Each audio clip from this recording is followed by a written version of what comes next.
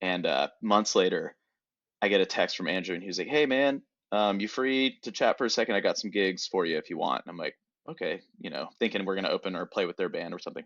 He's like, "Okay, one's in Virginia, one's in the Keys, one's in Tampa." And I was like, "What?" I was like, "What is this?" And he was like, "Yeah, the Crows, like, they want you to open for them." And I was just like, "What the hell, man?"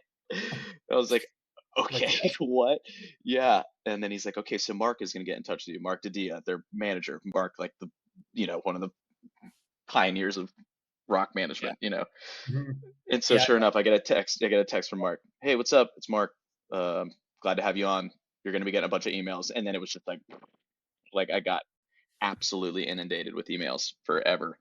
And I was like, "Oh yeah, we're really doing this. This is insane." Like they needed every single detail about everything that we were doing.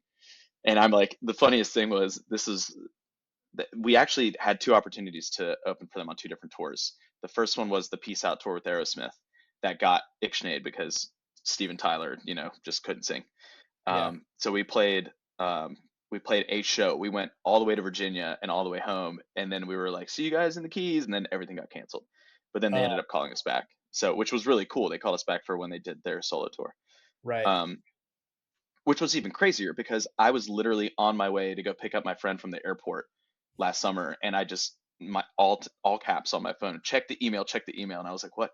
And it's just an email. I had no notice. Nobody reached out to us at all, and it just said, "We're very excited to have Fortune Child back on with the Crows." And I was just like, "What?" Like nobody knew it was happening, and of That's course we're awesome. like, "Absolutely, thanks." But yeah, it was just a crazy experience. I remember texting Ben like over and over. I was like, "What does this mean? Like, what do they mean by this?" And it's like, "Okay, tell them this," because we had no idea. It was such a cool experience, man. Like looking back, even just not being that long ago, it was just like so much. It was so exciting. It was so stressful, but also just a great learning experience for us. Yeah. And That's awesome. just Yeah. just motivation for like DIY bands, man. Just like do it.